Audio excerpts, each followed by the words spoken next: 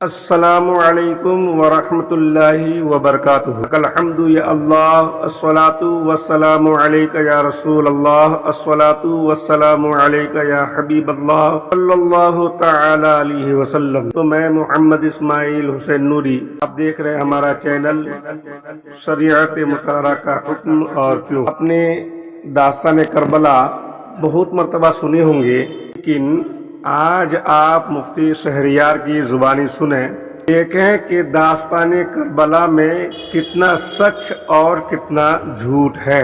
अब ये कि अफजियों ने और कुछ लोगों ने इस तरीके से बढ़ा चढ़ा कर बायात बयान कर दिए हैं, इसको असल से कोई ताल्लुक ही नहीं है। आप बजुबानी मुफ्ती शहरियार से सुने।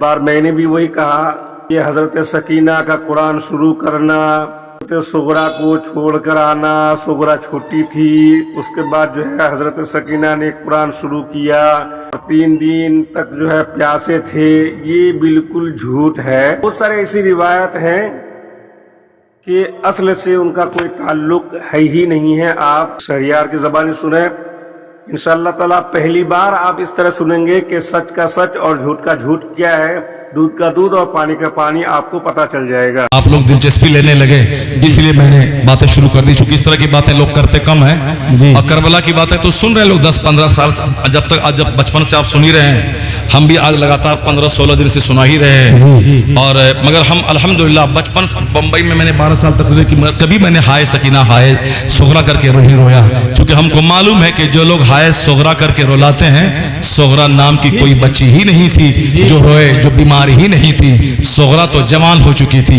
उनकी शादी इमाम हसन के बेटे हसन मुसन्ना से हो चुकी थी। वो अपने शौहर के घर में थी, वो न बीमार थी न वह बच्ची थी। ये सब शिया और राफिजियों की कहानी है, रोने रोलाने की कहानी है। वो सोगरा है ही नहीं तारीख में जिस सोगरा का नाम लिया जाता है, जिसकी चिट्ठी की बातें की जाती हैं, हाय बाबा की बातें, मरसिया की बातें की जाती है, वह सिरे से गलत है। उसका इस्लामी तारीख से कोई रिश्ता नाता नहीं है। इस तरह बेशुमार वाकयात हैं जिसको लोगों ने अपने मन से गढ़ के बयान किया है। जैसे फिल्म लिखने वाला अपने मन से गढ़ के लिखता है, वो दर्दनाक स्टोरी लिखता है, फिल्म देखने वाले सारे लोग सुन के रोने लगते हैं और उस स्टोरी को पढ़ के रिवाइज करके एक्टर उस पर एक्टिंग करता है, लोग देख देख करके रोने लगता है, गाना सुन करके रोने लगता है। एक गाना है वो शादी ब्याह के मौके पर जो लोग कैसेट बजाते हैं, उसको सुनने के बाद जिसका दिल थोड़ा सा कमजोर है, वो गाना को सुना, वो उस सुनने के बाद वह रोने लगता है। कोई लतीफा सुना, लोग हंसने लगते हैं। लोगों का मजाज है कॉमेडी सुनना, हंसने लगना, या कोई ट्रेजेडी की बातें सुनना, अलमिया सुनना और रोने लगना। ये तो बंदों का नेचर है। उसी नेचर का फायदा उठाते हुए राफिजियों ने, शियाओं ने गढ़ गढ़ के बातें निकाल दी और उन बातों का करबला से कोई ताल्लुक नहीं है। ताल्लुक क्या है? वही जो बातें मैं कहने जा रहा हूं, वही है करबला का पैगाम, वही है करबला का मैसेज। मैं तो अदना सा मौलवी हूं। एक बहुत बड़े मुहद्दिस आजम पाकिस्तान का नाम सुना होगा, मुहद्दिस सरदार अहमद खां रहमतुल्लाह अलैह का। वो बरेली शरीफ में पढ़े थे, मुफ्ती आजम हिंद के जमाने में वहां यहाँ थे। पाकिस्तान का बंटवारा हुआ, वह हिंदुस्तान से पाकिस्तान चले गए। पाकिस्तान के सबसे बड़े मुहद्दिस, इतने बड़े वली थे कि एक पाकिस्तानी मुझको खाने काबा के पास बताया। नाम सुने हैं मोदी साहब पाकिस्तान का? मैंने कहा हाँ नाम सुना हो। कहा उनकी एक करामत बताओ? कहा मैंने बताओ। सामने खाने काबा है, जहाँ सैयदा उम्मे हानी का घर था, जो अभी मताफ को तौसी किया है तो वो उसी तौसी में आ गया, वरना पहले वो तौसी में नहीं था। वहीं उसी जगह बैठते थे, सारे सुन्नी उलमा आते थे, बैठते थे, हम भी वहीं जाके बैठते थे। अब वहां वो बोला पाकिस्तानी मुहद्दिस आजम पाकिस्तान जिस मस्जिद में नमाज पढ़ाते थे, वो मकतब में बच्चों को पढ़ाते थे, मस्जिद ही में। बच्चा तो बच्चा होता है, खेलता कूदता था। मुतवल्ली आके बोला, हे मौलाना साहब, इमाम साहब, ये बच्चा दौड़ता है, अब इसको रोकिए। क्यों नहीं रोकते हैं? क्योंकि मुसलमानों का दिमाग में यही है कि मौलाना जो मदरसे में पढ़ाता है वह बिल्कुल ऐसा शरीफ बन के रहे बचपन से ही, ना लड़ाई करे, ना झगड़ा करे, ना घूमे, ना फिरे। स्कूल का बच्चा बस का शीशा तोड़े, वह दरख्त उखाड़ दे, दूसरों का घर तोड़ दे, सब चलेगा।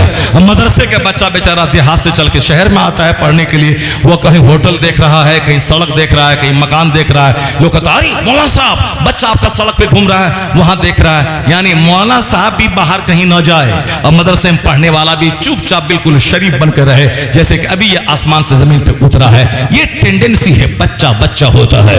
मैं कहता हूं इमाम शाफी 9 साल की उम्र में आलिम बन गए थे, और जब बच्चों को दर्स दे रहे थे एक चिड़िया आई खेलने लगी, इमाम शाफी ने पगड़ी खोला और चिड़िया पे फेंक दिया, दोनों चिड़िया पगड़ी में फंस गई। अब शागिर्द आपके पढ़ रहे थे, कहने लगे हुजूर ये क्या है, माजा ये क्या है? कहा अस्सबीयु फस्सबी वलो काना इब्नु नबी, बच्चा तो बच्चा होता है चाहे नबी का बेटा क्यों ना हो, बच्चा तो बच्चा होता है। इस तरह से बहुत सारी बातें हो सकती है, मगर आप सुनिए गौर से। हमको उसने कहा कि जब मुतवल्ली बोला कि आप मामूली मौलवी साहब है, इमाम साहब हैं, कहा मौलवी साहब बच्चा खेलता है, नहीं ताकीद करते हैं, नहीं डांटते हैं। कहा कल इसी टाइम में तुम आ जाना जब बच्चे पढ़ने आते हैं। मुतवल्ली आया, कहा कि देखो मिंबर की तरफ गौर से देखो। जब मिंबर की तरफ गौर से देखा दंग रह गया कि मिंबर पे मुस्तफ़ा जाने रहमत तशरीफ फरमा है, बच्चे खेल रहे हैं, हुजूर मुस्कुरा रहे हैं। सुभान अल्लाह। मुतवल्ली दंग रह गया। मैं तो एक मामूली मौलवी समझा था, ये तो अपने वक्त का वली और कुतुब मालूम हुआ। लोग 80 साल दरूद शरीफ पढ़ते हैं तो मुस्तफ़ा का दीदार नहीं होता है, ये तो एक झटके में सरकार का दीदार करवा दिया।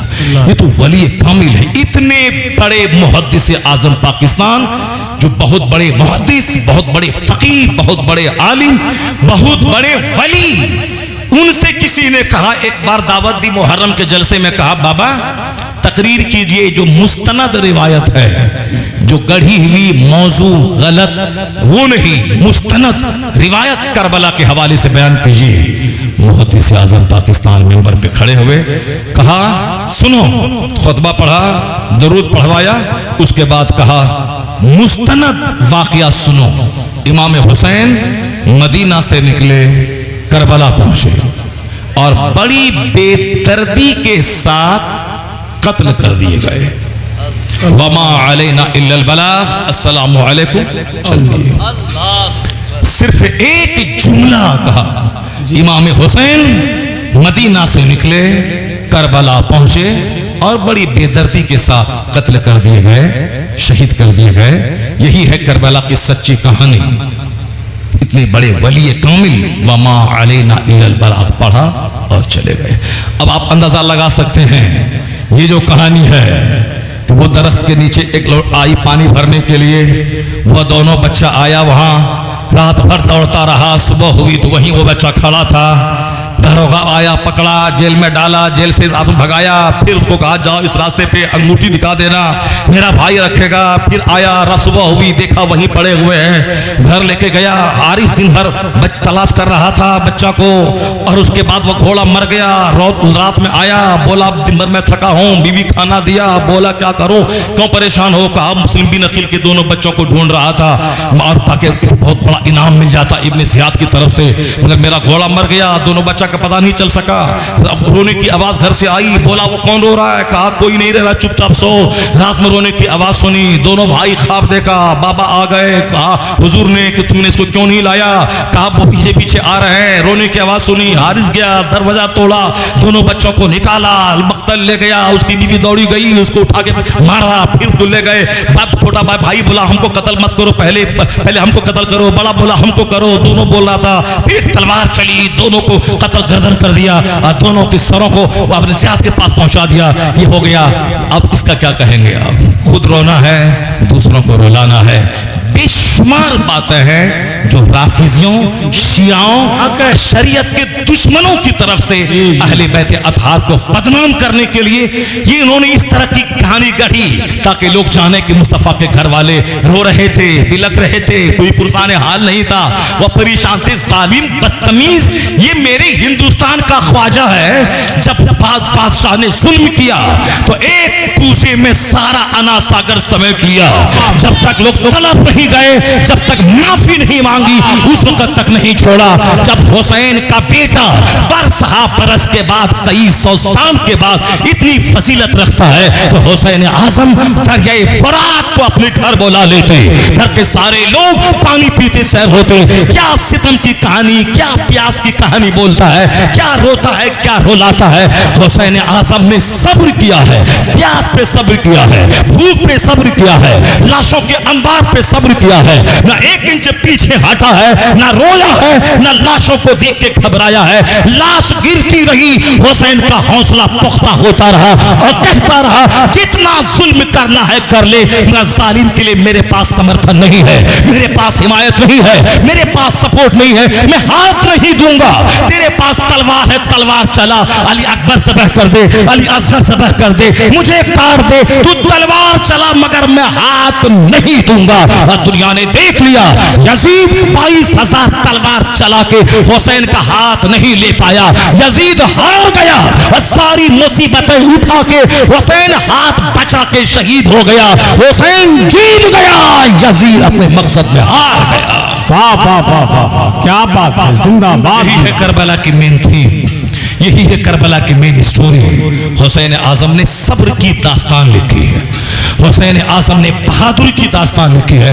मैं बताऊंगा कि हुसैन की कब्र से आज की आवाज आ रही है, वो मैं बताऊंगा, मगर पहले मैं उस तमहीद को मुकम्मल कर दूं जो मैंने 2 आयत पढ़ी थी, वो दोनों आयत को मैं मुकम्मल कर दूं, उसके बाद फिर मैं हुसैन आजम की कब्र से आज आवाज क्या आती है उसको मैं बताता हूं। वो हाय हुसैन, हाय सुगरा, ये मातम, ये करबला, ये ढोलक, ये तमाशा, ये किसने किसने मुसलमान इस्लाम को बदनाम करने के लिए दिया। नमाज नहीं, रोजा नहीं, हज नहीं, ज़कात नहीं, तिलावत नहीं, इबादत नहीं, ये ढोल लेके चला है, मर्जिया मातम लेके चला है। इस्लाम मातम का मजहब है, इस्लाम मर्जिया का मजहब है। कौन बताया तुमको? क्योंकि रिवायतें कुछ ऐसी होती हैं, लोग उस पर अमल करते करते उसके आदी हो जाते हैं, और जब उनको सच बताया जाता है तो लोगों से बर्दाश्त नहीं होता, इसलिए वो हक बोलने वालों के खिलाफ बरसरे पैकार हो जाते हैं। कोई हाय सकीना की कहानी नहीं होगी, कोई हाय सोहरा की कहानी नहीं होगी, कहानी होगी कुरान की, कहानी होगी हदीस की, कहानी होगी हुसैन आजम की सीरत की। हुसैन आजम ने अपनी जिंदगी में 25 हज पैदल किया। इतना बड़ा हाजी कोई दुनिया में होगा जो 25 हज पैदल किया हो? उनके इस तकवा को क्यों नहीं बयान किया जाता, उनकी इस परहेजगारी को क्यों नहीं बयान किया जाता? बगैर दाने के, बगैर पानी के, बगैर प्यास के करबला में आए, सकीना आई, ऊंट के पांव में लिपट गई। कौन बोला? तुम वहां जाके देखा था? वह सकीना वहां ऊंट के पांव से लिपट गई। ये राफिजी, ये शिया, इन हुसैन आजम को कत्ल करने वाला आज अपने जुर्म पे पर्दा डालने के लिए सीना को भी मातम करने वाला असल जिम्मेदार यही है जिसने इमाम हुसैन का साथ नहीं दिया, जिसने 150 से ज्यादा खुतूत लिख के बुलाया और तलवार को देख के डर गया।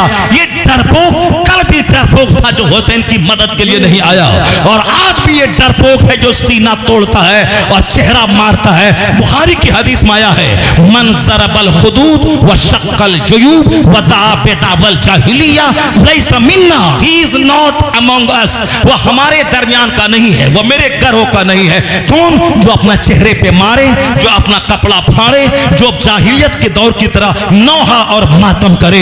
हुजूर ने फरमाया वो हमारे घरों में से नहीं है। कोई बता दे कि ज़ैनब ने मातम किया हो, कोई बता दे कि शहर बानो ने अपने सर से दुपट्टा नीचे उतरने दिया हो, कोई बता दे कि इमाम हुसैन की बेटी सकीना वो अपने सर से दुपट्टा नीचे होने दिया हो। जो भी रिवायत है दुपट्टा खींचा, सब झूठ है, सब गलत है। इन खातून ने दुनिया में मिसाल कायम कर दी। जिस तरह हुसैन लाशों के अंबार पे 1 इंच न हटे, उसी तरह के खानदान की औरतें भी लाशों के अंबार पे न सर के बाल नोची, न दुपट्टा नीचे गिरने दिया, न अपने आप को बेपर्दा किया, न नौहा किया, न मातम किया। सब्र की तस्वीर बने रहे।